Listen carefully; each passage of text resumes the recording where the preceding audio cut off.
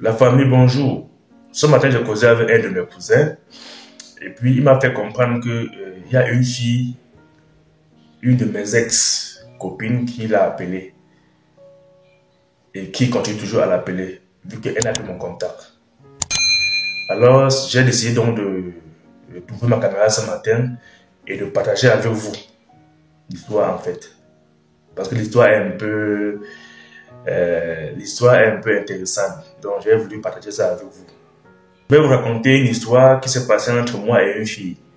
L'histoire se passait très bien, mais après ça a tourné au vinaigre, si on peut dire. Ça s'est mal passé à la fin. Je ne sais pas si c'était un mauvais conseil ou bien c'était des erreurs de jeunesse. Ben, bref, l'histoire c'est du passé quoi. Nous sommes déjà passés à autre chose. Donc, je vous demande de rester jusqu'à la fin de la vidéo pour pouvoir profiter de l'histoire, pour que je puisse partager l'histoire avec vous. Pour ceux qui sont nouveaux sur ma chaîne, abonnez-vous, laissez-moi un pouce bleu pour encourager et un message pour qu'on puisse discuter. Et pour ceux qui sont déjà anciens, je vous dis encore merci pour vos likes et vos commentaires. Ça me donne la force, ça m'encourage à venir partager les histoires pareilles avec vous. La famille, dans cette vidéo, je ne vais pas directement aller vous raconter l'histoire qui s'est passée. Je vais d'abord commencer par vous raconter dans quelles circonstances j'ai rencontré la fille en question. Mon père nous avait toujours dit il devait se battre jusqu'à son dernier énergie pour que nous puissions aller dans les meilleures écoles de formation qu'il faut. C'était son souhait. Et heureusement pour nous, il y avait une école de formation très réputée dans notre même village. C'est vrai que c'était un peu loin de là où on vivait, vraiment loin, disons au centre-ville du village, si on peut dire. Donc l'école en question, c'est l'IUT de Banjul, Institut universitaire et technologique Photo Victor de Banjul. C'est réputé, donc même si vous tapez ça sur internet, vous allez voir, très réputé. Et quand on dit IUT, on dit bonne formation déjà, et puis on dit la scolarité est poussée, est très élevée. Bon, un parent moyen, c'est vraiment élevé. Bon, quand je dis élevé, ça dépend aussi du choix du parent. Parce que l'école en question offre deux formations. Formation professionnelle et formation technologique. Pour la formation professionnelle, la pension est un peu élevée. Donc, on parle d'environ 300 000 francs avec si que BTS, niveau 1, niveau 2. 300 000 francs parce qu'en niveau licence, c'est élevé. Donc, les nécessités avec la pension s'élèvent pratiquement à 300 000 francs, niveau 1, niveau 2. Et pour la formation technologique, la pension c'est 50 000 francs seulement. On l'obtient par concours, donc il faut passer par un concours pour avoir accès à la formation technologique. La famille, mon père avait opté pour l'étude professionnelle, donc la pension était élevée. Et ce n'était pas facile avec 6 enfants. Moi étant à l'université, mes petits frères déjà en secondaire, eux tous, terminale, première, seconde, c'était pas facile pour nous au village. Et vu que l'université est loin de la maison, donc je ne pouvais pas vivre à la maison avec mes parents et aller à l'université. C'était trop loin pour moi. Et en formation professionnelle, l'école là-bas à l'UIT, c'est le lundi à samedi. C'est vrai, samedi c'est demi-journée, mais le lundi à samedi et de 8h à 16h30, parfois 17h30. Tu vois un peu. Donc je ne pouvais pas facilement vivre chez nous et aller là-bas à l'université. Donc j'ai dû quitter la maison pour aller prendre une chambre dans une cité universitaire, pas loin de l'université, pour pouvoir vivre et suivre ma formation. Déjà en première année, c'était pas facile avec la pension, vu que mon père traversait un mauvais passe en ce moment, la pression, la scolarité de 6 enfants et tout. Donc du coup, la pension venait, heureusement c'était en 2 tranches. Il fallait payer la pension en 2 tranches, il fallait payer les fournitures à l'université, il fallait payer la chambre là où je loue. C'était pas évident. Donc du coup, ça venait un peu en retard. Donc on payait les pensions ou bien les factures généralement à la fin, tu vois, avec trop de pression quoi. Donc du coup, moi de mon côté, j'ai dit ok, je vais voir comment je vais faire pour me battre, pour pouvoir aider mon père dans certaines tâches, pour pouvoir aider mon père à payer certaines factures. Par exemple, payer ma chambre que je louais, qui aussi est un peu coûteux, payer aussi peut-être certaines factures, certains livres, certains cahiers à l'université. Vous voyez un peu. Donc, payer certaines factures complètement à l'université sans toutefois demander au père de payer, quoi. Et parfois aider même le père à payer même une partie de la pension de l'école, vu que ça pesait aussi beaucoup. Vous voyez un peu. Donc, c'était un peu ça. Donc, vu qu'au village, il n'y a pas trop de travaux temporaires, il n'y a pas trop de pointage, si vous voyez un peu ce que je veux dire. Donc, du coup, je me déplaçais chaque week-end, voire chaque semaine, pour aller à Douala, à la grande capitale économique du Cameroun. Là, il y a les petits pointages sur place, les petits travaux que tu peux faire pour une journée, 2 jours. On te paye et puis tu rentres chez toi tranquillement. Donc, parfois, les cours de samedi, c'était les cours comme les cours de français. Et parfois, les professeurs mettaient généralement les cours de travaux pratiques le samedi. Ça veut dire, le samedi, c'est généralement les travaux pratiques, les exercices de mathématiques générales, mathématiques analytiques. En mathématiques, j'étais un peu à l'aise, ouais, un peu. Donc, du coup, même si je ratais quelques séances de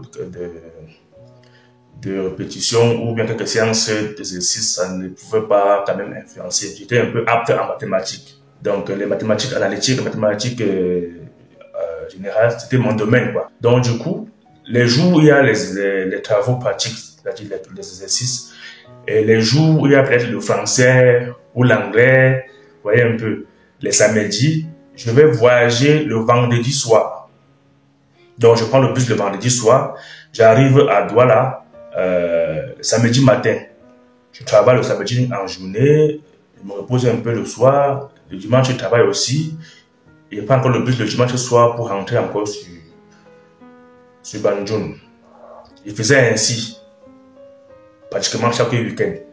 Et même les semaines où il n'y a pas cours, il y a les semaines où il n'y a pas cours. Donc, vous savez, ça peut arriver parfois à l'université. On pouvait avoir 2-3 programmes par semaine. Et ça peut arriver qu'il y a un événement où il y a un férié, ou une semaine où il n'y a pas cours. Ça peut arriver. Donc, je profitais aussi, je voyageais aussi pour aller sur Douala, travailler aussi. Et qu'est-ce qu'on faisait à Douala? On faisait parfois 2 activités. Première activité, parfois, c'était aller dans les chantiers. Et vous savez, les chantiers, ça ne paye pas grand-chose. Le chantier de bâtiment, maçonnerie, ça ne paye pas grand-chose. Pour 2 jours, tu vas pratiquement dépenser ton argent de transport aller-retour pour rien. Tu ne gagnes pas grand-chose. Alors, on faisait dans quoi? Principalement, on faisait dans la drèche. La drèche, pour ceux qui ne savent pas, la drèche, c'est le déchet, les déchets de céréales qui viennent des brasseries. Les déchets de maïs, les déchets de houblon, les déchets de... Il y a beaucoup, je ne sais pas, 1000, je ne sais pas trop. Tous les céréales dont les brasseries utilisent pour produire la boisson, l'alcool, la bière, il y a ces déchets. Donc, une fois la production finie, les brasseries vont évacuer les déchets. Et ces déchets sont utilisés par les éleveurs pour nourrir les porcs. Ah oui, ces déchets de brasserie, la drèche, déchets de brasserie, sont utilisés par les éleveurs pour nourrir les porcs. Allez même sur Internet, tapez, vous allez voir. Drèche, déchets de brasserie, vous allez voir, c'est utilisé pour nourrir les porcs. Donc, du coup, quand ça sortait des brasseries, on venait baigner avec les camions, on venait verser avec les camions, et puis nous, on mettait dans les sacs. On mettait dans les sacs, et puis on revendait. Donc, ceux qui élèvent généralement les porcs vont venir acheter ça pour aller mélanger avec d'autres aliments pour donner aux porcs. Il y a des gens qui voyagent souvent pour aller à l'ouest, qui ont l'élevage à l'ouest. Et puis, ils vont payer ça, ils vont mettre dans les camions, ils vont voyager avec pour aller à l'ouest. Nourrir les porcs avec, ou bien revendre à d'autres personnes pour qu'eux puissent nourrir les porcs avec. Vous voyez un peu. Donc on faisait un peu ça chaque jour, chaque semaine, nuit et jour. Tous les jours, il y a le travail. C'était un peu rentable. C'était difficile, mais un peu rentable. C'était même très difficile parce que ça sentait, ça a une odeur. Ça a une odeur vraiment qui n'est pas agréable. Et c'est salissant. voyez un peu, c'est pas facile, c'est difficile, mais c'était un peu rentable. Donc moi, à l'université, je faisais ça. Au point où il y a même certains messieurs qui venaient, ils me voyaient ma manière de travailler, ils étaient contents de l'accueil, de la manière dont je leur parle, ils étaient contents de ma manière de travailler, ils étaient contents de venir garer devant mon comptoir pour faire les achats et tout et tout. Donc du coup, les week-ends, quand ils partent peut-être au village pour une cérémonie, ils vont passer payer 10 sacs, 20 sacs pour donner au port au village. Et quand ils reviennent maintenant en semaine, ils ne me trouvent pas. Ils vont arriver, ils vont garer. Ils vont demander, mais où est Gabriel qui vendait ici? On va leur dire, non, il est parti, il n'est pas là. Et quand ils vont revenir, ils vont me voir le week-end, ils vont demander, mais Fosso, pourquoi est-ce qu'on te voit que le week-end? C'est là où je vais les expliquer que non, comme tu vois, je suis à l'université à Banjul, donc je viens seulement les week-ends ou bien les semaines où il n'y a pas de classe pour pouvoir avoir l'argent pour pouvoir gérer mes trucs à l'école. Ils seront touchés, ils vont du coup aimer venir que devant moi faire les achats, parfois me donner les pourboires. Voyez, voilà autant de choses, autant d'avantages que j'avais. Donc je travaillais pour aller payer peut-être mon loyer, pour aller aider mon père, parfois une partie de la pension. Les cahiers et les fournitures qu'on demande à l'université, je vais acheter. Ma ration, ma nourriture, je vais acheter. Voilà, donc c'était pour aider mon père. Et ne pensez pas que c'était facile. C'était pas facile. Parce qu'il fallait que je fasse comment? Le transport retour de Bafoussam pour Douala, le week-end n'est pas élevé. Donc du coup, je partais plutôt le jeudi soir ou bien le vendredi soir pour profiter du prix réduit. C'était presque moitié prix quand tu quittais de l'ouest de Bafoussam pour Douala, les week-ends. La famille, maintenant pour rentrer, comment je faisais? Ça va vous surprendre. Il y avait les clients qui avaient les points de vente de la Drèche à l'ouest. Les camions qui portent les billes de bois pour amener à Douala, au port, sont généralement vides à leur retour. Donc, au retour, ces clients vont profiter des conteneurs vides pour charger la Drèche, pour ramener à l'ouest pour vendre. Et maintenant, comment je faisais? On mettait dans les sacs, on vendait sur place, mais parfois on avait les gros clients qui avaient leur part de sacs à eux, un peu plus costaud, et puis ils vendaient plutôt à l'ouest. Donc ils prennent 200 sacs, 300 sacs, 500 sacs, 1000 sacs, 2000 sacs, qui partent directement à l'ouest. Vous voyez un peu. Donc je vais charger le dimanche dans le conteneur, et je vais rester comme ça, en habit, avec mon habit sale, qui dégage. Je n'ai pas le temps de me changer. Ouais, un peu. Donc je vais voyager comme ça avec la vie sale sur moi, avec les odeurs dans le conteneur jusqu'à l'ouest pour profiter du transport retour à l'ouest. Vous voyez un peu. À Bafoussam. La famille, c'était pas facile. Mais c'était le meilleur moyen pour moi de pouvoir m'en sortir et aider un peu le père dans la scolarité, dans les charges. Vu que nous étions 6 enfants, c'était pas facile aussi pour lui. La famille, si j'ai commencé par cette histoire, c'est parce que c'est là où j'ai rencontré la fille en question. Je n'ai pas oublié notre histoire de la fille. C'est là où j'ai trouvé la fille en question. C'est là où on s'est rencontrés. Il y avait un ami avec qui on travaillait. Lui, il était au lycée. Son lycée n'était pas trop loin de là où on travaillait. Donc du coup, parfois, il finissait l'école, il venait travailler aussi avec nous avant de rentrer à la maison. Et les week-ends aussi, on travaillait ensemble. Et pour percevoir nos salaires du patron, de nos patrons, parfois on s'asseyait dans des petits restaurants, ils nous offraient à manger et puis ils nous payent. On se sépare. Vu que là où on vend la Drèche n'est pas dans un hangar, c'est en plein air, en pleine route, près du goudron, là où les voitures vont garer facilement pour faire les achats. On n'avait pas un magasin bien structuré, bien établi pour ça, non. C'est la Drèche, c'est un truc qui sent, c'est un truc qui coule de l'eau. Donc, on ne peut pas mettre ça dans un magasin, on met en plein air, on met dans les sacs rapidement, et c'est un produit qui sort rapidement. Donc, on ramène un béné, on charge ça en demi-journée, on a déjà mis dans les sacs, et en 2-3 jours, c'est déjà fini. On a déjà tout acheté. Donc, on vendait la dèche en plein air, en bordure de route. Et pour nous payer, vraiment, on se retrouvait comme ça le week-end, le samedi soir ou bien le dimanche soir, après les travaux. Le boss nous donne nos salaires. Et c'est là où, un jour, mon ami en question, le boss nous a reçus un samedi soir. Bon, quand il soir, c'est 14h30, 15h. Et ce samedi en question, mon ami avait fréquenté, donc il n'est pas venu travailler. Mais il avait son argent que le patron devait lui payer pour la semaine. Donc du coup, il est venu avec la fille. Et la fille fréquentait dans le même lycée que mon ami en question. Donc, à rentrer de l'école, c'est là où il s'est arrêté avec nous. C'est là où j'ai rencontré la fille, on a sympathisé, on a pris contact. Ça a flashé quoi, vous voyez un peu. Donc ça a donné, on a accroché, on a causé. Et vous savez, les filles de l'Afrique, je ne peux pas dire Afrique, bon, les filles ont ce caractère un peu bizarre. Ils vont toujours chercher à tester un garçon pour savoir si c'est du sérieux ou bien si c'est de l'amusement. Tout ça en plus pour une fille du lycée. Bon, la fille m'a testé d'un seul coup. Elle m'a dit, voilà, comme tu vois, c'est difficile sur moi. Voilà, j'ai même ma pension qu'il faut finir. Il me faut comme ça pour finir la pension. J'ai dit, c'est combien? Elle m'a dit le montant. J'ai payé. Elle dit que voilà, ça prend. En 1-2 jours, on s'est rencontrés aujourd'hui. Ça fait même pas une semaine. Tu me poses un problème de la pension. Elle dit, ah, tu es une fille sympa, tu es au lycée. Moi, je suis à l'université, donc je comprends ce qui se passe. Moi-même, c'est moi qui aide mon père à payer pour moi. Si je peux t'aider, si ce n'est pas trop élevé, je vais t'aider. Et vous savez, au Cameroun, évidemment, les lycées ne sont pas trop chers. Elle était au lycée, donc du coup, je l'ai aidé pour ça. Ça l'a marqué, quoi. C'est là où maintenant, on a commencé notre aventure. Ça marchait très bien. On était vraiment à l'aise. Elle venait généralement à la maison.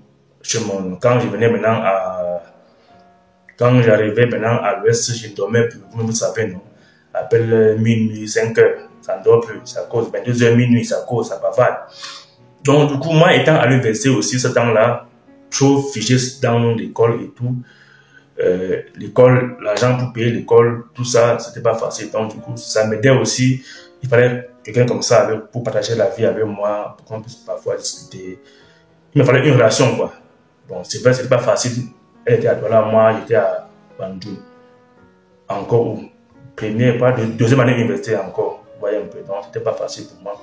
Il y avait encore au moins 2 ans à faire à Bandung avant de remonter encore sur Douala. Mais ça ne me dérangeait pas parce que je voyageais tout le temps pour aller sur Douala, pour travailler et tout. Donc, on a vécu tranquillement. On était à l'aise. Elle venait chez moi, là où je dormais, chez mon oncle consanguin à Douala. Des mois sont passés, 5 mois, 6 mois. Vous voyez un peu, donc ça devenait déjà un peu sérieux, quoi. Elle venait à la maison me faire manger parfois. Quand je venais sur Douala pour travailler, je ne payais plus à manger, peut-être en route. Elle va venir à la maison me faire manger et tout. Ça se passait bien, tranquillement. Jusqu'au jour où elle commençait un peu à être un peu bizarre. Vous savez, les filles sont compliquées à comprendre. Elle commençait à être bizarre. Son comportement n'était plus comme avant. Elle devenait un peu réticente. Je me suis dit que peut-être c'était parce qu'il y avait la distance entre nous, mais plus de 6-7 mois et plus même, c'était tranquille. Pourquoi est-ce qu'aujourd'hui tu commences encore à faire des trucs, te comporter bizarrement avec moi et tout? Elle me dit, comme tu vois, je suis stressé parce que je n'ai pas vu mes règles ce mois. Donc du coup, ça veut dire qu'elle est enceinte. Elle dit que tu es sûr? Elle me dit oui. Je dis, ah, est-ce que tu as fait les examens? Tu vas aller à l'hôpital? Elle me dit non. Je dis, ok, va à l'hôpital alors, tu vérifies tout, tu me dis. Parce que moi, je ne suis pas un enfant.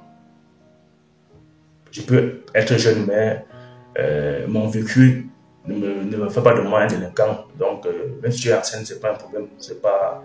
Ça peut arriver et c'est une bonne nouvelle. Surtout pour moi. D'où je viens, on ne blague pas avec ça. D'où je viens, on m'a élevé. D'où nous on vient, l'enfant pour nous est sacré. On ne s'amuse pas avec. Donc, pour nous, l'enfant, c'est une bénédiction. L'enfant est sacré pour nous. Elle a dit ok. Elle Elle est partie à l'hôpital. Elle a fait ses examens et on a confirmé réellement qu'elle était enceinte. J'ai dit ok, il n'y a pas de souci pour moi, c'est tranquille. La famille, juste pour préciser, elle vivait chez sa grande sœur. Donc leur grande sœur était mariée à Douala. Elle vivait chez elle avec sa petite sœur. Quand elle m'a fait comprendre qu'elle est enceinte, j'ai dit ok, est-ce que tu as dit à ta grande sœur que tu es enceinte? Elle me dit non, pas encore. J'ai dit que mais tu sais déjà que tu m'as invité chez vous plusieurs fois. Je suis venu chez vous lors des anniversaires à la maison. Tu m'as invité chez vous pour un dîner. Je suis venu même avec mon oncle consanguin. Tu m'as présenté à ton père comme étant ton copain, à ta grande sœur aussi, qui est comme ta mère et tout. Donc je ne pense pas que c'est difficile de leur faire comprendre que tu es enceinte. Ça peut arriver, ça arrive et c'est toujours une bonne nouvelle. Elle me dit non, elle n'a pas encore dit à sa grande sœur. Elle va le faire, elle va trouver l'occasion de le faire. Moi, donc, je m'en vais à l'ouest, je reviens. Je lui mets la pression. Tu as dit à ta grande sœur, elle me dit non. Moi, maintenant, de mon côté, j'ai commencé à être un peu difficile avec elle. Je me suis même disputé avec elle. Il faut dire à ta grande sœur que tu es enceinte. Si tu veux, moi-même, je vais venir, on va aller ensemble. Je vais lui dire que, comme tu vois, ta fille est enceinte. Donc, quand elle dit ta fille, c'est parce qu'elle était comme une mère pour elle. Vu qu'elle me connaît déjà bien chez vous, je peux aller dire que, bon, comme tu vois, ta fille est enceinte. C'est pas un problème. Tu vois un peu. Elle a dit non, donne-moi un peu le temps, je vais réfléchir, je vais lui dire. Une semaine est passée. Tu as dit à ta grande sœur, non, on est déjà à 1 mois et demi que tu dois dire. Et moi, je pars parfois à l'école, je viens après 1 semaine ou 2 semaines, je ne suis pas là. Donc, profite de l'occasion, comme je suis là, on va aller voir ta grande sœur. Non, laisse, je vais lui dire. Ah. On a parlé ainsi, je suis rentré moi à l'ouest à l'école. Quand je reviens encore, après 2 semaines, j'arrive dans ce place, voilà, elle vient à la maison, je lui demande que bon, ok, il est temps. Parce que franchement, si tu n'as pas dit à ta grande soeur que tu es enceinte, moi-même, je vais aller lui dire ça à elle à la maison. Tu vois un peu. Parce que je ne veux pas que après ça devienne un problème, après elle apprend ça. Et puis elle va dire que non, qu'on lui a caché et tout. Voilà, je n'aime pas les problèmes. L'enfant pour moi est sacré. C'est là où elle me fait comprendre que la famille, qu'un jour, elle est rentrée à la maison sur la moto, il y avait les secousses en route. Arrivée à la maison, elle a commencé à saigner. Jusqu'à on l'a amenée à l'hôpital. Tu as 2 mois. Tu es presque à 2 mois sans saigner. Tu prends la même moto sur la même route pour aller à l'école chaque jour. Mais dès que tu es enceinte, je demande à la personne qu'on aille voir tes parents pour te faire comprendre que tu es enceinte. Et tu me fais comprendre que tu as pris la moto pour aller à l'école, pour rentrer de l'école, pardon. Et avec les secousses en route. Et du coup, tu as commencé à saigner. Que l'enfant est sorti. La famille, c'est là où tout a basculé. C'est là où tout a basculé. On nous a appris chez nous que l'enfant, c'est une bénédiction. On ne blague pas avec l'enfant. L'enfant peut t'apporter une chance que tu ne peux pas savoir, tu ne peux pas imaginer dans ta vie. La famille, cette vidéo est déjà assez longue. Vous savez, si elle est trop longue ainsi, beaucoup parmi vous ne vont pas voir jusqu'à la fin. Et c'est à ce moment que l'histoire est vraiment sucrée. Donc, laissez-moi revenir avec une deuxième vidéo, une partie de la vidéo aussi, parce que je vais vous dire ce qui s'est passé après. Et je vais vous expliquer ce que moi j'ai reçu comme information sous ce su de ce qui s'est passé et qu'elle a nié l'information. Et moi, je vais vous dire aussi ce que moi j'ai imaginé, j'ai pensé, les raisons pour lesquelles elle a fait ça. Et puis, plus tard, j'ai encore appris autre chose, un peu plus grave, là concernant aussi. Et j'ai même pensé que peut-être c'est pour ça qu'elle a fait ce qu'elle a fait. Et si je mets tout ça dans cette vidéo, ça va assez longue et beaucoup ne pourront pas voir la vidéo jusqu'à la fin. Donc, je vais couper la vidéo à ce niveau et puis je vais revenir avec une partie 2 pour mieux vous expliquer ce qui s'est passé ensuite. Donc, pour les nouveaux, abonnez-vous pour ne pas manquer la partie 2 de la vidéo. Activez la cloche de notification pour être alerté au moment où la vidéo sera postée. Et puis, on se verra dans la prochaine vidéo, dans la partie 2. Portez-vous bien et passez une bonne journée.